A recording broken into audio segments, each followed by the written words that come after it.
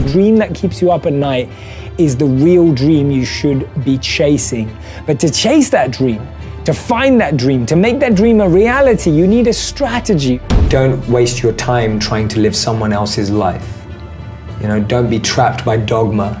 Focus in on your own strengths, your own element, what you have to offer. If you really want to achieve something, you'll find a way. And if you don't, you'll find excuses.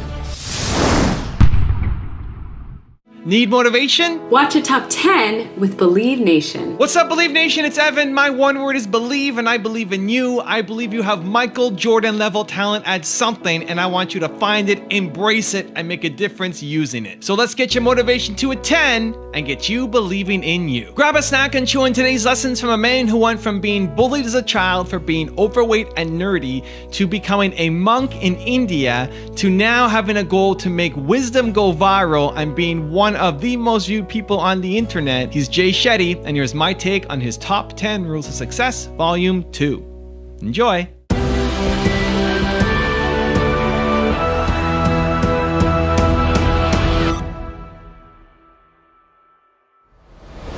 Okay, let's kick things off with rule number 1, have a plan. How many of you have a crazy dream or a crazy goal? I want you to write out in the comment section, what is your crazy dream? The dream that keeps you up at night is the real dream you should be chasing. But to chase that dream, to find that dream, to make that dream a reality, you need a strategy, right? A dream without a plan is just a wish. Tony Robbins said that, right? A dream without a plan is just a wish, right? Without a strategy, without a guiding philosophy, without guiding principles, without actually creating a clear plan. I used to have this economics teacher, and I want you to think back to school as well. Maybe you had one. I remember this economics teacher. He walked in to the classroom, and the first thing that he wrote on the board, he didn't even tell us his name. We didn't even know who he was. And he turned up, he went inside the classroom, and he wrote on the board, he said, "Failing to prepare is preparing to fail." And all of us just burst out laughing. This guy hadn't even told us his name yet. But on the board, he wrote, "Failing to prepare is preparing to fail." And now when I look back at that, and as I grew up and hopefully became a bit more mature than I was in high school, I remember thinking about that statement. I'm thinking, how true is that? That when you're not prepared for something, you miss out on unbelievable opportunities. Now, I'm not saying good things don't happen spontaneously. Sometimes things happen by chance, randomly, etc., with a reason. But when you're prepared, you can capitalize on things in a huge, huge way. Rule number 2, live in your element. Play to your own element. Don't try and perform someone else's expertly. So in modern terminology, or how would I say that is, don't waste your time, Steve Jobs, don't waste your time trying to live someone else's life. Don't be trapped by dogma. Focus in on your own strengths, your own element, what you have to offer. Don't get lost in trying to become like someone else or pretend to be someone else. There's a beautiful, one of my favorite quotes by Einstein and then Steve Jobs again. Einstein said, "If you judge a fish by its ability to climb a tree, it will spend its whole life believing that it's stupid." And too many of us are fish trying to climb a tree. Too many of us are monkeys being taught how to swim. Too many of us are lions being taught to live like cats. We're not getting to live in our element. So my second piece of advice is live in that element that you've naturally been given. Don't try adopt another. We've all got a special genius inside of us. It was Steve Wozniak and Steve Jobs, this conversation.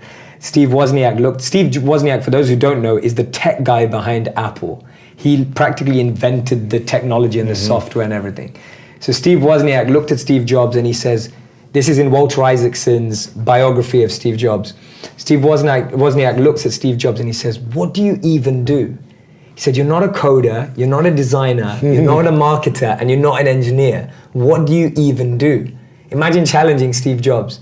And Steve Jobs replies, he says, "Musicians play their instruments, I play the orchestra." That is the most deep understanding of one's role in life and not getting lost in other people's identities and perceptions of you. Steve Jobs knew that he wasn't a marketer, he wasn't an engineer, he wasn't a coder. So he hired all of those. But he played the orchestra, he brought it all together.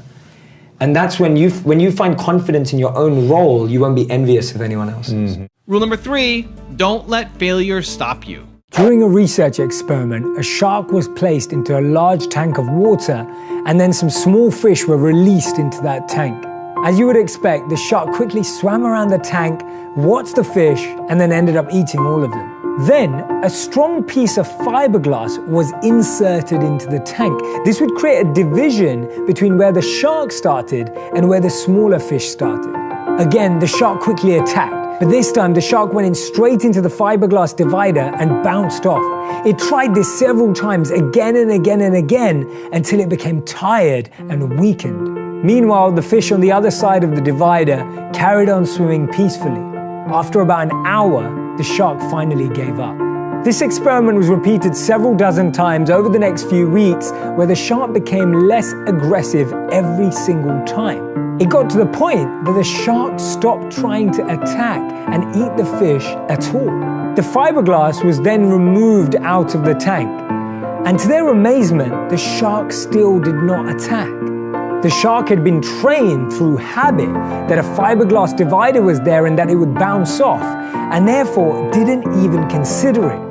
At the same time, the small fish freely swam wherever they wanted. The moral of the story: many of us are experiencing setbacks and failures in everyday life. Eventually, we get emotionally drained, tired, unmotivated, and we stop trying. Like the shark in the story, we believe that because we've been unsuccessful in the past, that barrier still exists even for new ventures. In other words, we continue to see a barrier in our heads that separates us from our dreams, even though there is no real barrier between where we are and where we want to go. And remember this: the teacher has failed more times than the student has even tried. Rule number 4, my personal favorite: believe in your mission.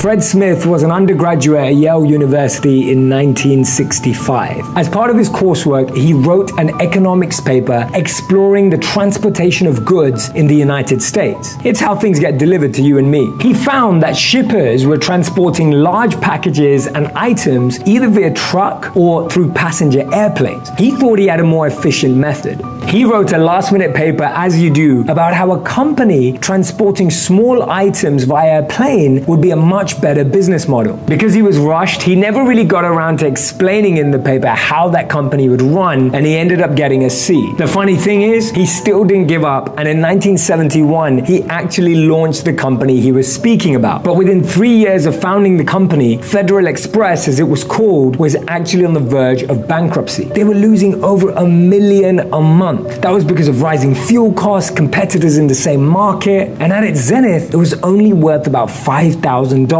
Smith even made a final pitch to General Dynamics hoping for more funding, and it was rejected. Most people at this point probably would have just shut down. Rejection, the grade C, losing $1 million a month. But Fred Smith had different ideas. Smith actually ended up flying to Las Vegas that weekend with all of what the company had, the $5,000. The Monday morning after, the company had $32,000 thanks to his blackjack skills. That money made it possible to cover fuel costs for just a few days more. Soon after, the company was able to raise significant funds. He went around to multiple places to find sponsors, investors, people that believed in what he was trying to achieve as a service. The amazing thing is that he was creating a company that we all know today. It's called FedEx. It now operates in over 220 countries and has an annual revenue of over $45 billion. The interesting lesson that we can learn here is that there were countless occasions in Fred Smith's life where he could have said, that's it, it's not working for me. He could have stopped when he got that C for the paper. He could have stopped when he was losing $1 million a month. He could have even stopped when he finally only had enough to just last a few more days. But he believed in his vision. He had belief, he had conviction about his idea and the process and the service that he was creating. And that's the lesson here. If you really want to achieve something, you'll find a way. And if you don't, you'll find excuses. Rule number 5, have a strong why. I think Mark Zuckerberg said it brilliantly at Harvard.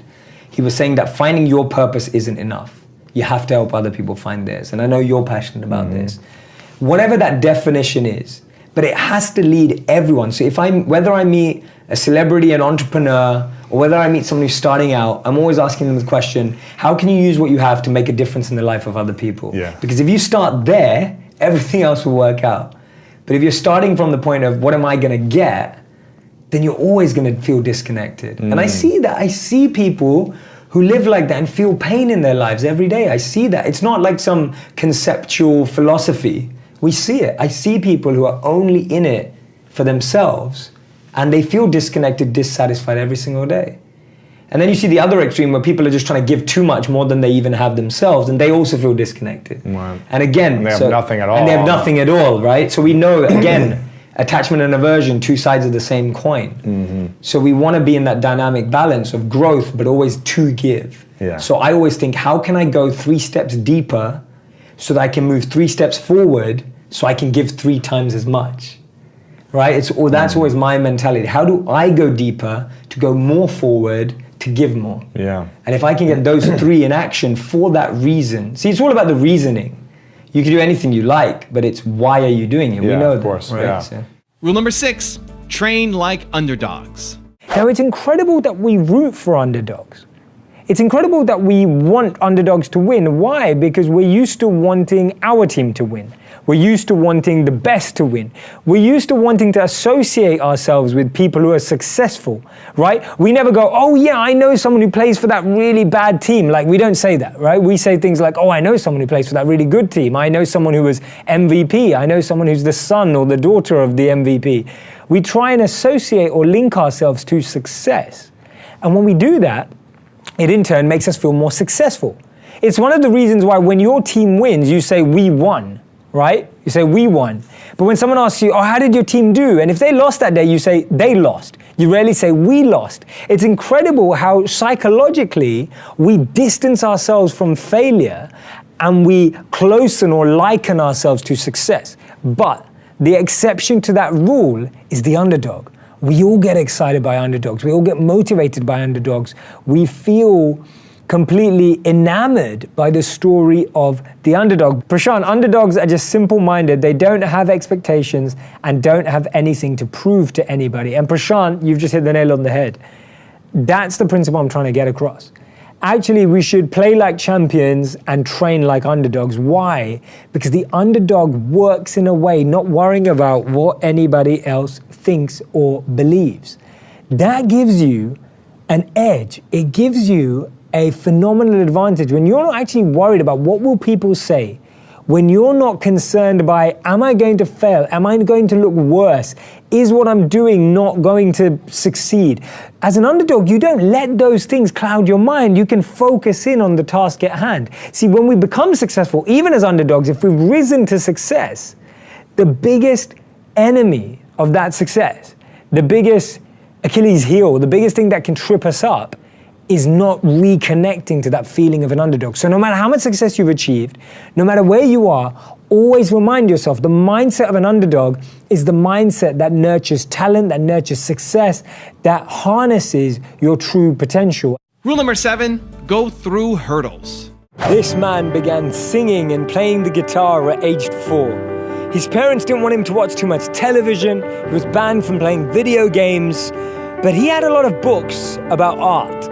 He didn't enjoy school and was even bullied at age 15. A year later, he decided to quit school and follow his dreams of making it in the music industry. Now, things didn't go as planned. He ended up homeless, sleeping often on trains just to get by.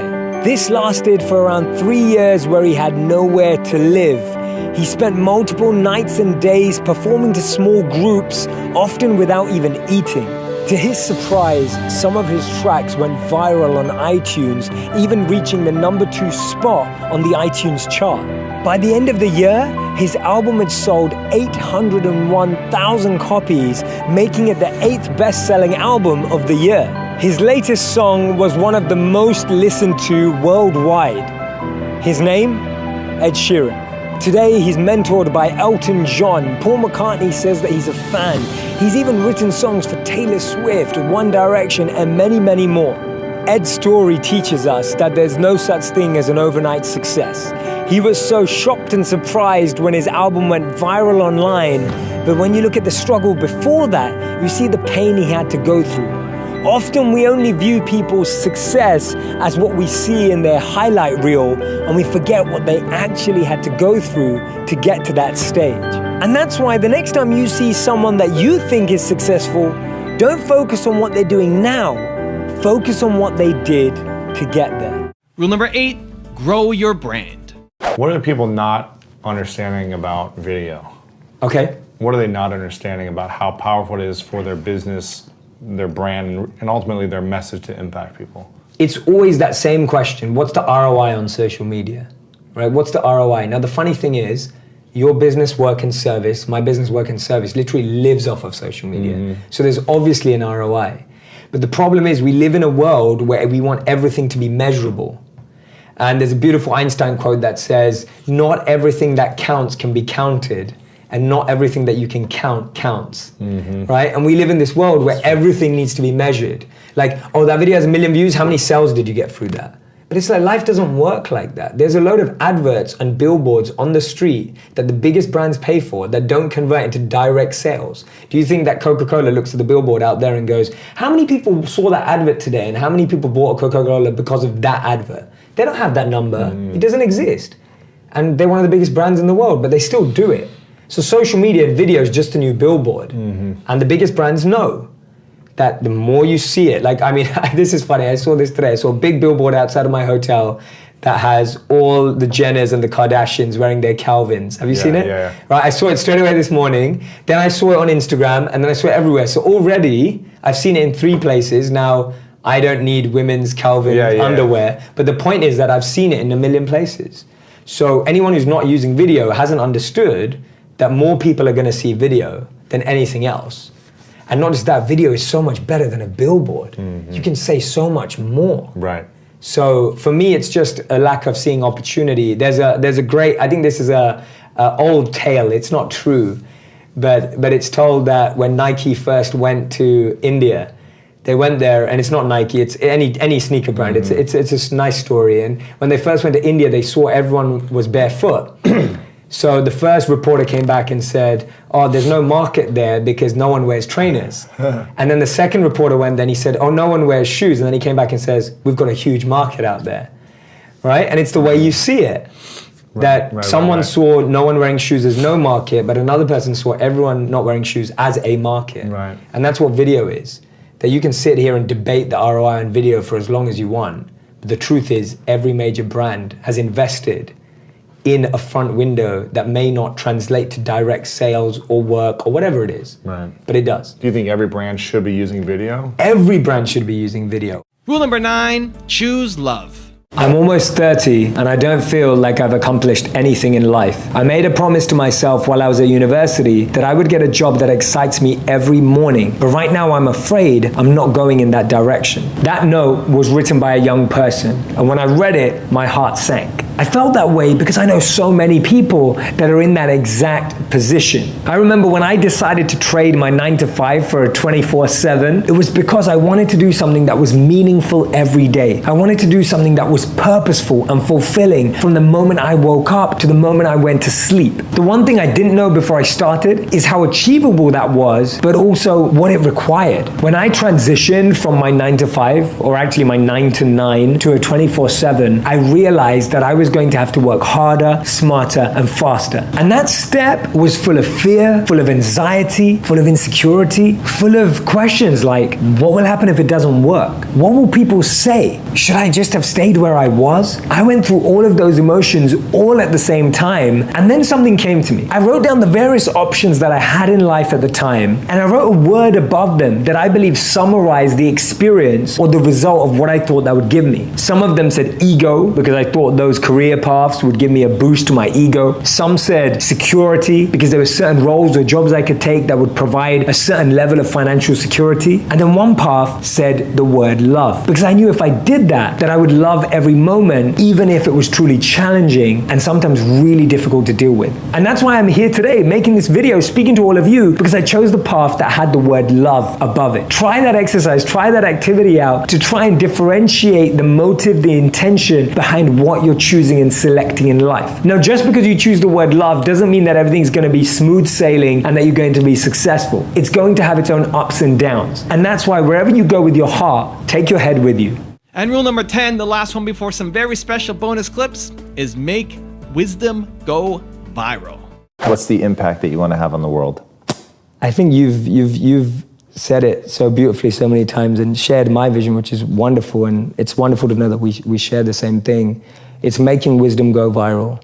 There's an incredible study in 2017 that said the most successful people in the world, healthy, wealthy, and wise, choose education over entertainment. The impact I want to have on the world is I want to transform and revolutionize the entertainment industry so that it becomes educational without anyone knowing. So it's still completely entertaining. It's still like watching Netflix, but you're learning about human behavior, the mind, neuroscience, and everything without even knowing you are. To me, that's the greatest win that we can have for our society. How many people are going to quit watching Netflix and reading a book every night? I don't know. But if we can make that book come to life on Netflix, that's going to change the world, because that's what people are going to consume. So for so long, media has been used to numb people, to switch people off. If we can use it to excite, elevate, enlighten people, not by like the cheesy way of like, oh, let's follow someone through their journey of enlightenment. It's not like that kind of stuff. I mean, like really entertaining programming where you can learn by being entertained at the same time. If I can do that by changing the most powerful industry in the world, then I will feel that I've had somewhat of an impact. Because that way I think we'll reach the world without having to get everyone to change their habits too much. My thing is, how do we meet people where they are and really deliver a message and a powerful expression of love? And to me, that's the highest form of compassion. The highest form of empathy, love, and compassion is to meet people where they already are, rather than expecting them to change. Now I've got two very special Jay Shetty clips on how to, one, be resourceful, and two, don't underestimate the power of volume. But before that, I want to know, what did you learn from this video? What's the single most important lesson that you're going to apply to your life, your business somehow? Leave it down in the comments below. When you write it down, it's much more likely that you're going to actually take action on it. So let's see it in the comments. Thank you guys so much for watching. I believe in you. I hope you continue to believe in yourself, and whatever your one word is. Much love. I'll see you soon, and enjoy the bonus clips. So I quit my job, comfy corporate job, doing really well for myself, and I'm trying to get into media, and so I'm writing to every big media company before my videos and saying, please give me a job. Like, I'll come in at like a video journalist salary. I was looking at salaries that were like a quarter of what I made. I was like, I don't care about the money. I want to make videos and I want to spread a message. I'm getting rejection email after rejection email saying, Jay, you never studied media. Jay, you have no background. So I'm getting rejected by all the biggest companies. Business Insider, HuffPost, The Economist, Wired, you name it. I've got all the emails. And then I try and network with the editors of these magazines. So I find out where they are, I go to the events, I try and talk to them. And they're like to me, hey man, you're like 28 years old. Why do you want to do this? You make more money right now, hang in the corporate world, do it as a hobby. I remember running after one of our biggest news anchors in England called Jon Snow. And he rides a bike around London, but he's huge. He's on Channel 4, one of the biggest broadcasters for us. And so I run after him when he's on his bike, and I'm like, John, please stop. And he stops. He's really kind. I say, John, can you please give me a job? I don't even want to get paid. I'll just watch you. And because he creates these powerful documentaries. He's interviewed the best of the best, like Mandela and all this stuff, life-changing conversations. And he goes to me, he gives me a card, and he goes, Jay, go get a master's in media and then come back. And I'm thinking, I've spent 2-3 more years. Yeah, exactly. I've got to go back. Anyway, so I came to a point where I literally had no other option than to start a YouTube channel. And my honest limiting belief at the time was that doesn't work for anyone. And that's what I said to myself. I was like, oh, it's not going to work for anyone. But I literally had exhausted. I think it's Thomas Edison who says, when you feel you've exhausted every option, remember you haven't. And I'd come to that point where I felt I'd exhausted every option apart from starting a YouTube channel. So I launched the channel Jan 3rd, 2016, 2 years ago, and it's doing pretty well. Have you ever seen someone successful or famous and thought, I could do that better than them? So what's the difference? Why is it that they're out there achieving their goal while you're not able to? See, people underestimate the value of volume, the potential behind how many doors are you ready to knock on? How many tweets are you willing to send? How many people are you willing to ask for help and ask for their guidance and steers? We hardly achieve anything the first time we try. The people that have made it, it's on their 10th, 20th, 100th, sometimes 1000th attempt. So don't underestimate the power of volume. Don't underestimate what's possible when you go out there and speak to everyone that you know. So let me give you the one word secret to happiness. One word. This is all you need to be happy. The most important word ever. If you had to think of one word that's most important to you or that sums you up or that would be kind of like a little beacon. Hey Believe Nation, if you want to know what the most important one word is for Tony Robbins, Gary Vaynerchuk, Oprah Winfrey, will.i.am, and Howard Schultz, I have a very special secret video for you. Check the description for details.